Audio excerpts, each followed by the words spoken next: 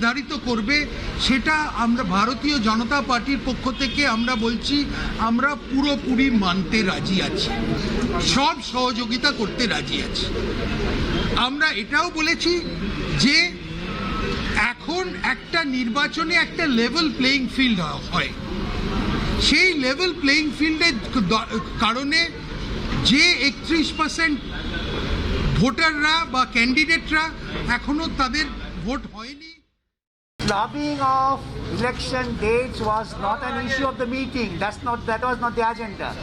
But someone wanted to raise the issue, but that was not discussed in detail and cannot be discussed. The agenda was very specific. Election schedule which has been set down, election is in motion. तो जो parties के नेता चुनाव आयोग की बैठक से निकल कर आए उन्हें आप सुन रहे थे। रीमा हमारे साथ सीधे कोलकाता से बनी हुई है। रीमा जरा बताइए क्या कुछ निकल कर आया है, ये नेता क्यों बाहर निकल कर आए, क्या कोई नाराजगी थी? और चुनाव आयोग ने कहा है कि आप कोविड नियमों का, चुनाव आयोग के जो बनाए नियम है उनका पालन करें।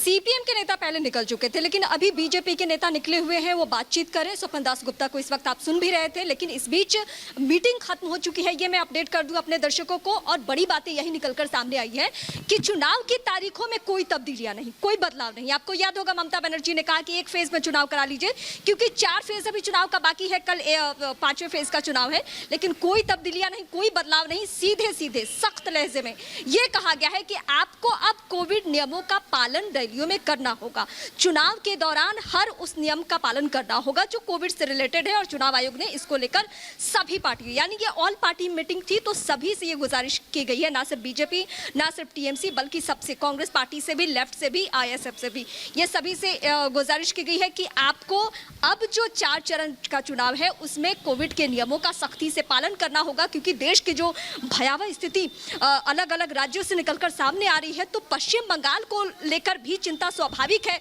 हाईकोर्ट का कमेंट, इसके अलावा बार बार पार्टियों की तरफ से अपील चुनाव आयोग को लेकर, चाहे वो टीएमसी हो या अन्य दलों के लोग हो, वो तमाम लोगों ने जिस तरीके से बातें कही है, उसके बाद सीधा सीधा चुनाव आयोग का मीटिंग करना, सबको बुलाना, सबसे सुझाव लेना, सबसे राय मशविरा करना, और उसके बाद ये कहना कि आप अब सख्ती से पालन कीजिए। क्योंकि सोहेल, हमने ये भी देखा कि पश्चिम बंगाल के चुनाव को लेकर, रैलियों की भीड़ को लेकर लोगों ने सवाल उठाना शुरू कर दिया है कि अगर एक तरफ देश इस खतरे से, इस महामारी से जूझ रहा है, तो पश्चिम बंगाल में चुनाव कैसे हो रहा है?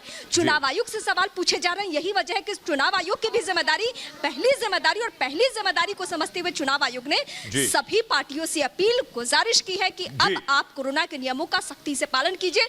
इसके अलावा बड़ी खबर यह है, माफ कीजिएगा कुछ ऐसी, रीमा आपको रोक रहा हूं कि अब पार्टियों को कोविड नियमों का पालन करना होगा, इलेक्शन कमीशन ने सख्ती से कह दिया। लेकिन इस बीच बड़ी खबर आ रही है, योगी सरकार